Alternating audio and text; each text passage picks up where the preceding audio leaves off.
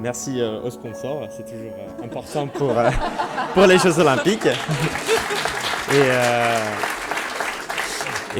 Et aussi merci à l'école, parce que en fait, sans l'école, je ne serais pas champion olympique aussi. C'est vrai qu'on parle de passion, on a entendu beaucoup de discours où on voit que la route n'est pas tracée. En fait, ce n'est pas une ligne droite, c'est une ligne avec des courbures. Et c'est vrai que au début, moi, la mienne était assez bien tracée. J'étais rentré dans une université américaine. Sur papier, j'allais rentrer au Clubhouse qu'on est en train de créer maintenant à Neoma, mais moi, ça aurait été dans une autre université. Mais j'avais cette passion qui était d'aller aux Jeux Olympiques. C'était un rêve depuis que j'étais tout jeune. Et c'est vrai que pour accomplir ce rêve, il fallait que je revienne en France.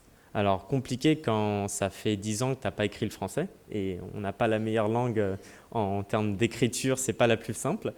Mais il fallait aussi convaincre les parents, parce que je ne faisais pas du tennis ou du foot, et on ne gagne pas notre vie en faisant de l'escrime. Mais je voulais quand même revenir en France pour suivre les Jeux Olympiques. Et heureusement qu'il y avait ces fameux stagiaires qui étaient à Neoma, parce que c'est ce qui m'a permis de revenir en France, car le centre de formation en fait était à Reims. On parle de communauté, beaucoup de LinkedIn, mais il y a aussi les jeunes étudiants sur place qui sont importants, parce que Neoma venait de commencer un programme sportif. Il faut comprendre que nous, on s'entraîne tous les jours, on s'entraîne à peu près 30 heures par jour. Compliqué de suivre des cours par semaine, excusez-moi, oui. Mince. Mais on réfléchit tout le long, c'est peut-être pour ça, mais il n'y a quand même que 24 heures, mais bon, c'est...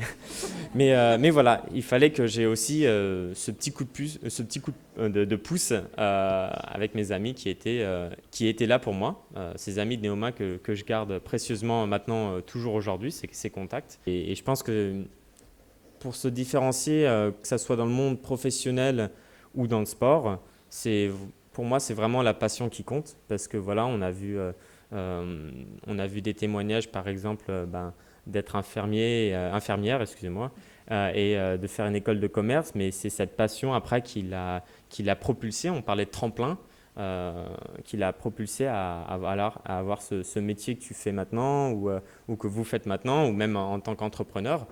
Voilà. Bravo, merci Romain.